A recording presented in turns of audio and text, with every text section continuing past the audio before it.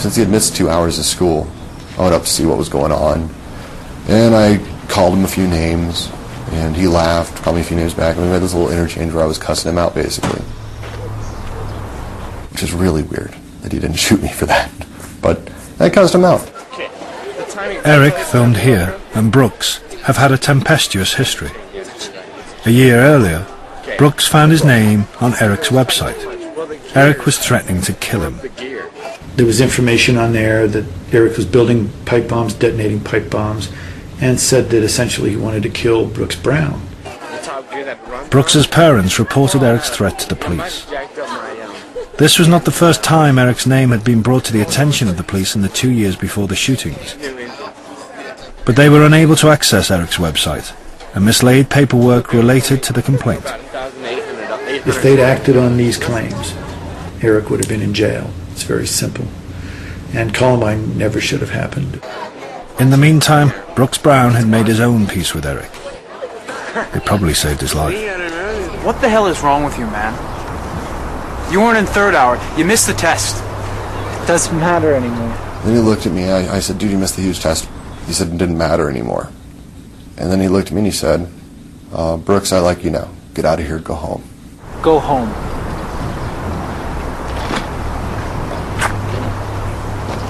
Okay. There's a lot of theories about why he didn't shoot me. I personally think, because I remember the look on his face, he didn't want to kill me. And I wasn't the only person that let go of that. John Savage, actually. I was friends with him. Screech, he was a great guy. John Savage has decided to revise for his history test in the library, where the worst of the Columbine Massacre will take place.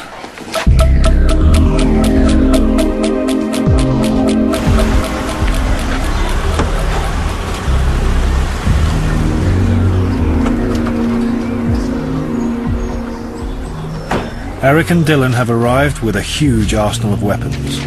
After the attack, the police would count 2 sawn-off shotguns, 2 9mm guns, and 99 bombs, including the 2 20-pound propane bombs in the cafeteria and booby trap bombs in each of their cars. They have spent a year gathering these weapons, a year planning a massacre intended to wipe the school off the map.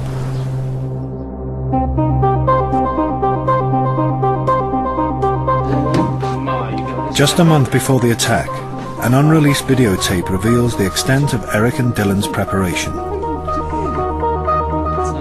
This is a reconstruction from reports of the tape's contents.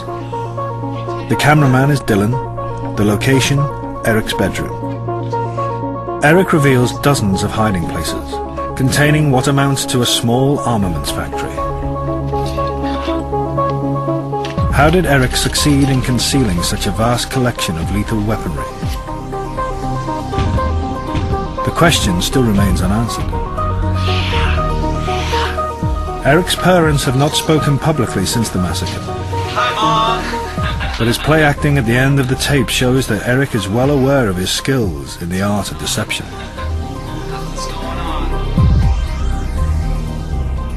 It'll be the most nerve-wracking 15 minutes of my life. After the bombs are set and we're waiting to charge to the school, seconds will be like hours. God, I can't wait.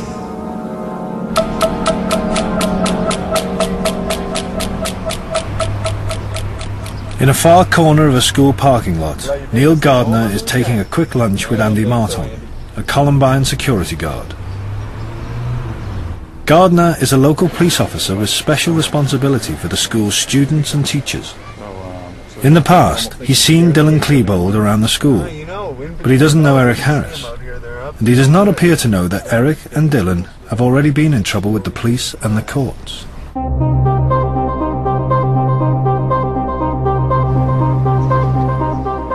"15 months earlier, they'd broken into a van and stolen electrical equipment.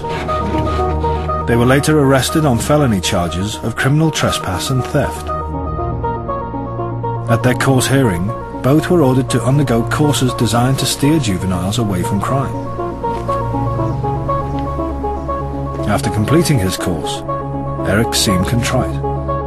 I am happy to say that with the help of this class and some other diversion-related experiences, I do want to try and control my anger. Eric's private journal tells a different story. Isn't America supposed to be the land of the free? How come if I'm free, I can't deprive some fucking dumb shit of his possessions if he leaves them in the front seat of his van, in plain sight, in the middle of nowhere, on a Friday night? Natural selection. Their encounter with the law reveals the existence of a kind of parallel universe. While outwardly apologetic and reformed, Eric and Dylan were now bonded by a shared rage. My wrath from January's incident will be godlike. Not to mention our revenge in the Commons. The Commons is the Columbine cafeteria. Eric and Dylan have drawn up detailed plans for the attack. The bombs are set to explode in 1 minute's time. There are 480 students inside, almost a quarter of the school's population. Richard Castaldo is on his way out to meet his friend Rachel Scott. They plan to have lunch just outside the school's west entrance. In their trench coats, Eric and Dylan attract little attention. They've often worn this uniform to school. The attack is now just seconds away. When I first sat down, to eat my lunch, I saw a couple of guys kind of off to my left, and they threw some. I didn't know what it was at the time, but it was a pipe bomb, and I remember it went off, and it didn't really do anything. And I thought, at first, I just kind of thought they were, screwing around, because it was, I guess, like a senior prank or something, because school was about to end.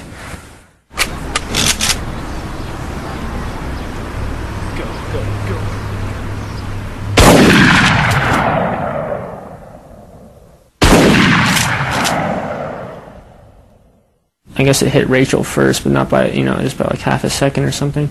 So I kind of remember seeing that out of the corner of my eye and just kind of braced myself, I guess, and then...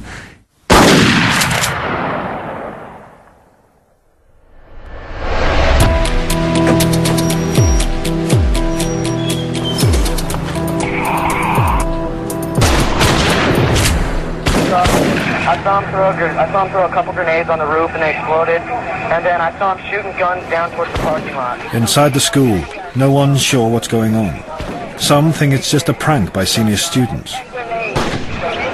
Dave Sanders realizes it might be much more serious. Neil, I need you in the lunchroom urgently.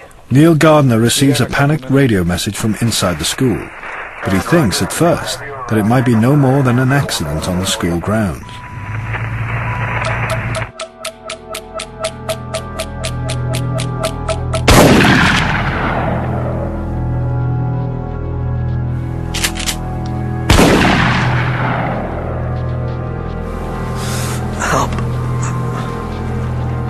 Sure. I'll help you. Black trench coat and a shotgun, okay. We've got another kid he's shot safe. He's shot. Nothing safe is hanging off. Okay. We've got another one. All right, everyone, we think there's someone shooting outside. I want you quiet. I want you to all make your way outside this way only.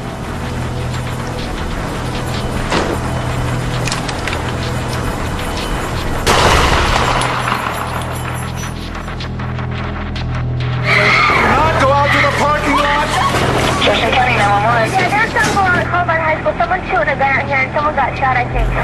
Okay. Did you see anything going on over there? No, some girl's on the ground, I think she's paralyzed, and I think she's hurt. I'm not sure. Okay, hold on the line here with me, just... Within seconds, Dave Sanders and 2 other Columbine staff members have evacuated most of the cafeteria. Eric and Dylan's bombs are now due to explode.